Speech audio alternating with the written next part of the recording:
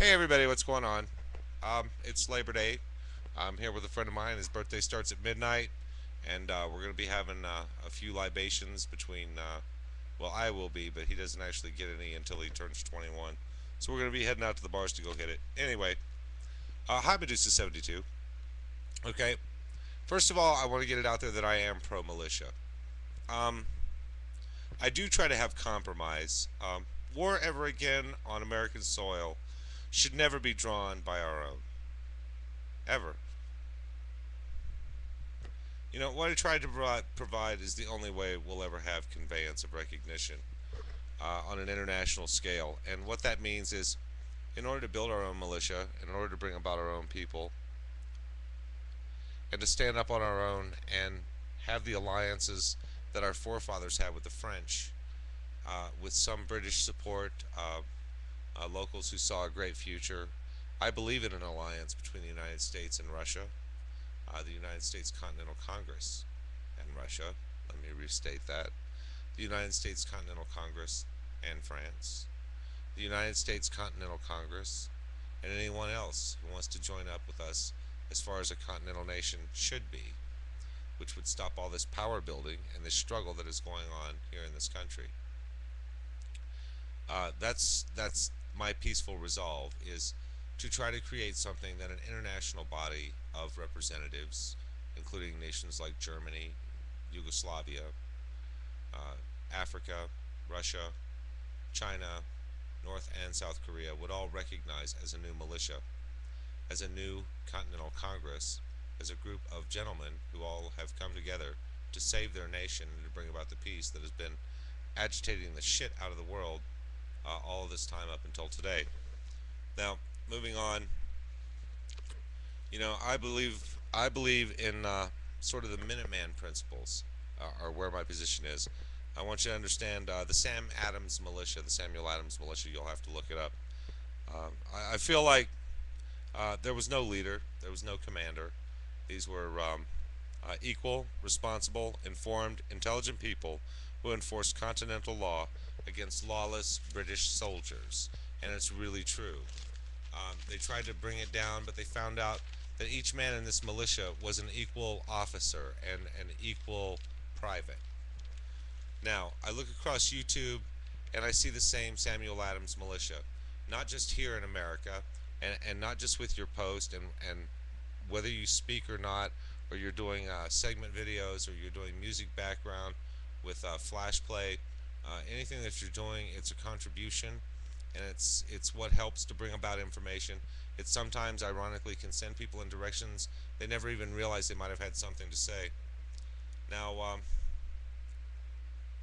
just making people aware, bringing reasonable thought, and trying to present some options instead of just being that cranky old guy that sits around and carries on and carries on and carries on about what's wrong with this country. We need to start looking at what's right about this country and how we're going to fix it. Now, the question is, can this government be overthrown without bloodshed? Fast answer, yes. Slow answer, no. And that's unless all the people start moving toward these issues and looking at them for the easiest way that we can resolve them, which is the reinstitution of the Constitution, removing all of these people from their seats peacefully. If all America moved toward this, then that would be the point, and that's what I'm trying to do with the instituting of a Continental Congress, a central position where we could web conference with one another. We'd just start coming up with names of people, start holding these a small vote, something that starts to look legitimate and very constitutional, can bring about the kind of peace that we want. Now, what I have is not a peaceful approach. What I have is a multilateral approach that uses both constitutional regulations, and militia preparation. I want to tie them both together. I mean, we don't come together as numbers. The first thing they want is war. They want to be able to eliminate populations all at the same time. Get all those guns off the street, and then they'll show you in the news just how bad those things were and what kind of stuff it really did cause here in the streets, which is no different than what's going on in Iraq. Dude, you drinking my water? Whatever. And then you ask me about what I do in my everyday life. Lots of people ask me because I walk around and you have to see this. This thing has gotten long and stupid, and I hate it with several dirty words in between, but it wouldn't really help.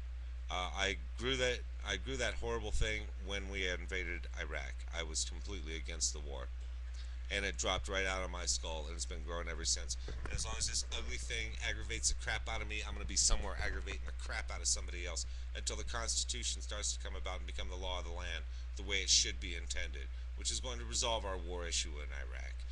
A multilateral force from around the world could help us to straighten this out without feeling like a bunch of oil bandits, a bunch of thieves and conniving, backstabbing, no nothings, and they know exactly what they're up to.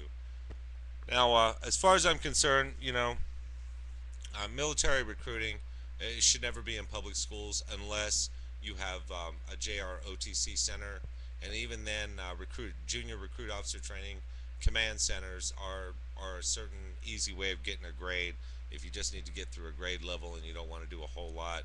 JROTC is an option for a lot of people. I came to find out when I talked to a few of them. But at the same token, this recruiting drive that they have, it should never be during school hours. They should hold this at like a weekend meeting, some type of session, and like from noon to 4.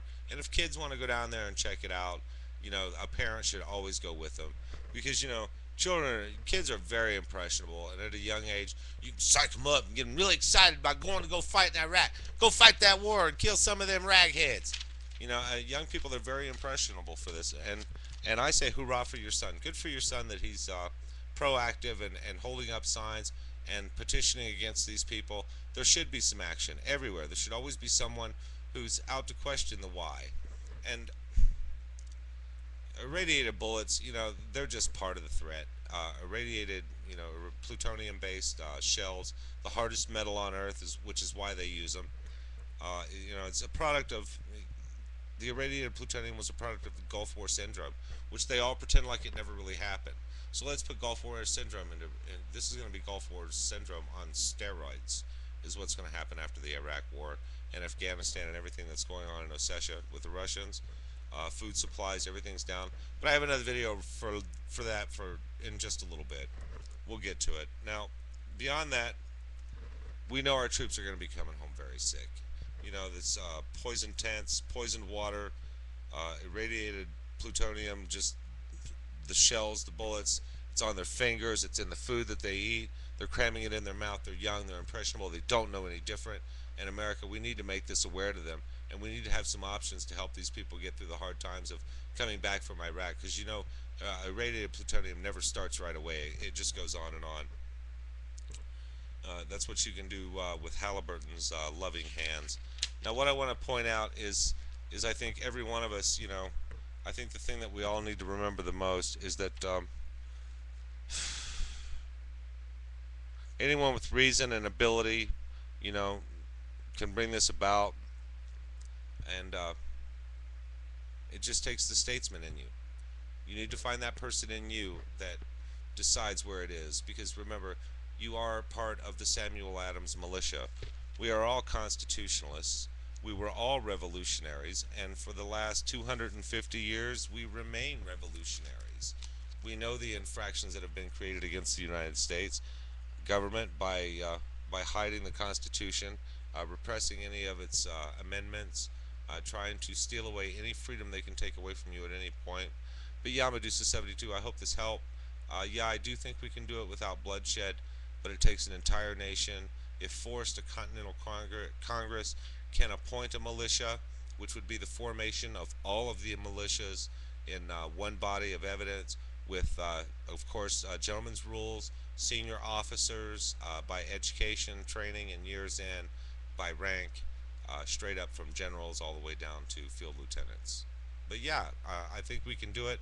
But if we organize, it shows us as a larger threat. So as long as we remain in these cells, we're going to be roughed off as terrorist cells instead of being a gentleman's Continental Congress. And here's that shameless plug. I'm trying to sell some stuff on eBay to help fund it, because I don't feel like all this money should come out of my pocket. That's why I started this. And if no one buys it, well, it doesn't mean that you don't want to help. I know you do want to help, but I also know that America's times are hard right now. And hey, they're hard for me too. And I'm just trying to